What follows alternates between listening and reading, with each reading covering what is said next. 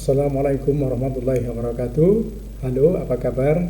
Selamat berjumpa kembali dengan saya Kusnul Nurmanto dari Surabaya Management.com. Setelah Anda mempelajari video ke-17 yaitu sistem kerja pikiran bagian ketiga, maka kini tiba saatnya masuk ke video yang ke-18 yaitu hidup adalah pantulan dari pikiran dan keyakinan Anda.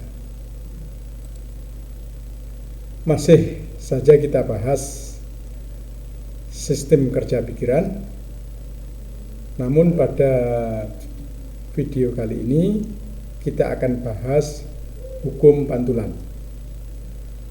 Hukum ini menyatakan bahwa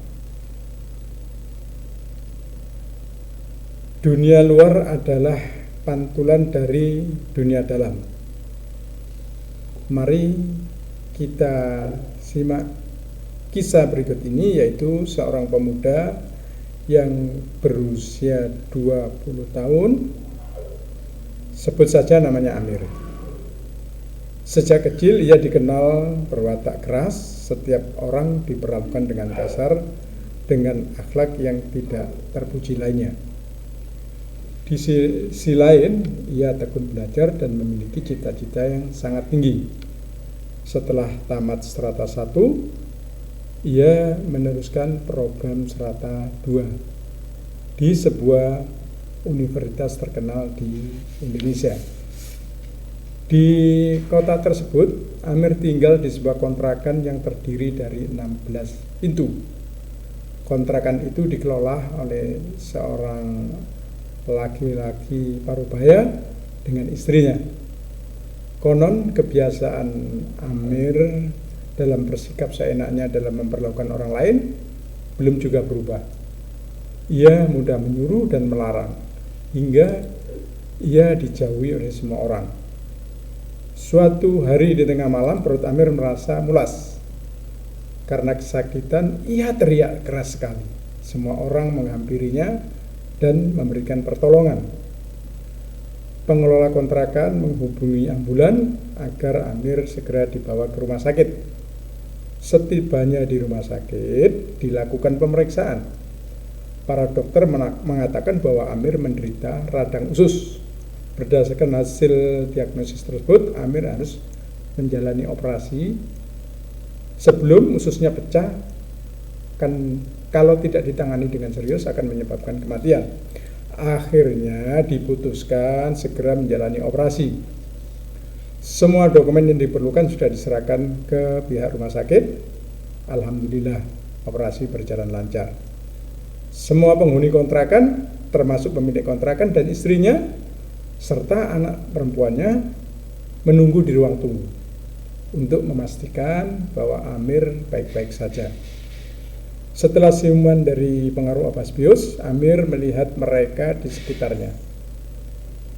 Hari-hari mereka masih menunggu Amir sampai ia diizinkan keluar dari rumah sakit. Setelah diizinkan keluar dari rumah sakit, langsung menuju kembali ke kontrakan. Namun, pemilik kontrakan sangat memperhatikan Amir dan Amir tidak dibiarkan begitu saja hingga kesehatannya benar-benar pulih. Sejak peristiwa tersebut terjadi perubahan dalam diri Amir, terutama setelah mendapat perhatian dari keluarga pemilik kontrakan ketika ia sakit.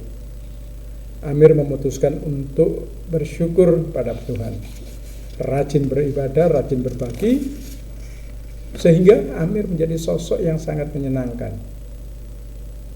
Suatu ketika pemilik kontrakan jatuh sakit karena jatuh dari tangga dari lantai 2 rumahnya.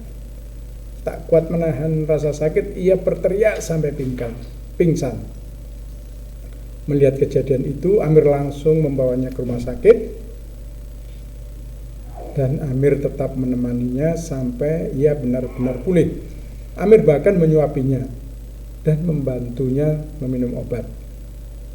Karena terharu, pemilik kontrakan pun menangis sembari memeluk Amir dan berkata, tidak pernah berharap kepada Tuhan memberi anak laki-laki untukku agar bisa mengurus kontrakanku. Ternyata Tuhan mengirimkan kamu kepadaku. Amir pun tak kuasa memendung air mata. Seiring dengan berjalannya waktu, Amir pun lulus dari pendidikan serata 2-nya. Amir berhasil meraih gelar magisternya. Amir harus pulang ke kampung halamannya. Semua barangnya ia kemasi. Sebelum keluar untuk pamit pada pemilik kontrakan dan keluarganya, ternyata mereka sedang menunggu sambil menangis. Istri pemilik kontrakan bertanya, "Apakah kamu sudah mengemasi barang-barang?" Amir menjawab, "Iya."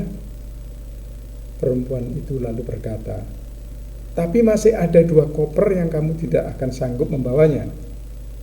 Amir kaget. "2 koper apa?" katanya. Perempuan itu menjawab, "Koper pertama berisi cinta kami kepadaku, dan koper kedua adalah berisi cintamu pada kami. Bagaimanapun kamu tidak bisa membawanya pergi, karena semua itu berada dalam hati kami." Akhirnya semua berangkulan sambil menangis. Amir berjanji akan datang kembali menemui mereka bukan untuk mengejar cita-cita, melainkan karena cinta yang Tuhan anugerahkan kepada mereka.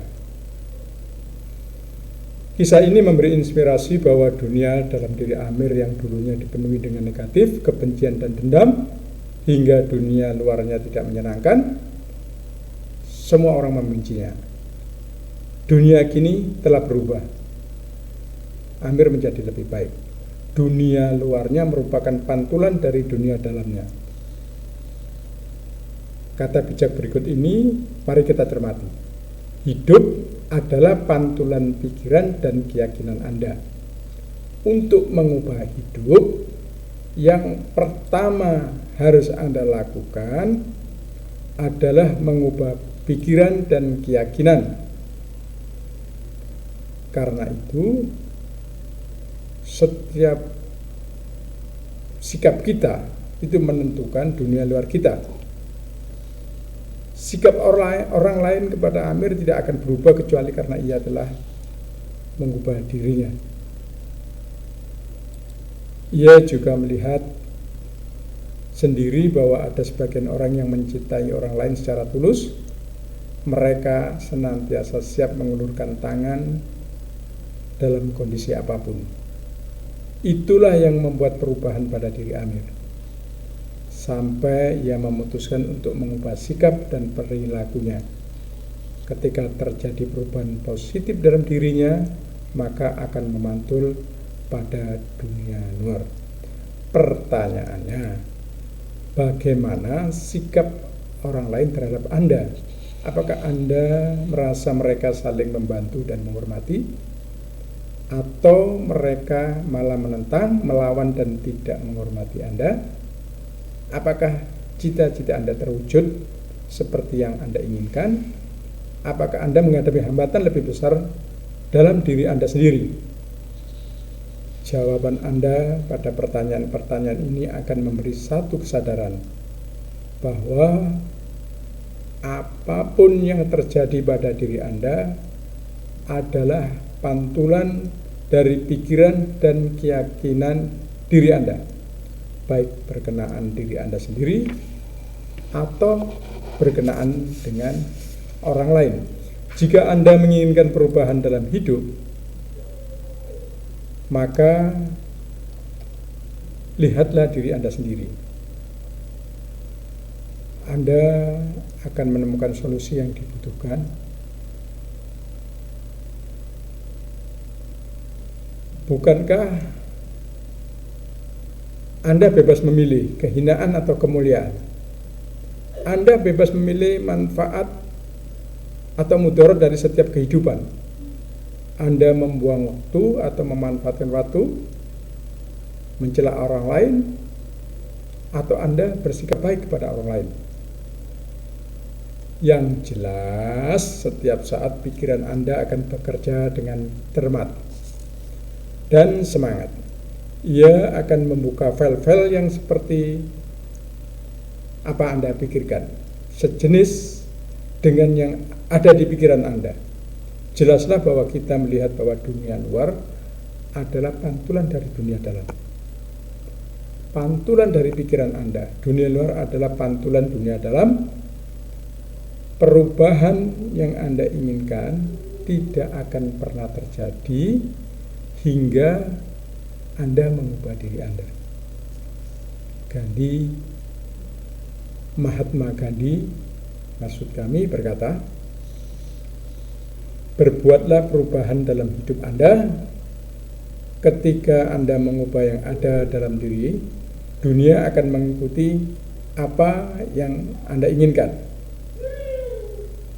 Demikianlah video kita hari ini. Terima kasih Anda telah menyaksikan dengan seksama. Esok kita masih membicarakan tentang pikiran ini dengan pokok bahasan proyeksi atas pikiran kita. Catat, pokok bahasanya adalah proyeksi atas pikiran kita. Mari kita ikuti, semoga bermanfaat bagi kita semua.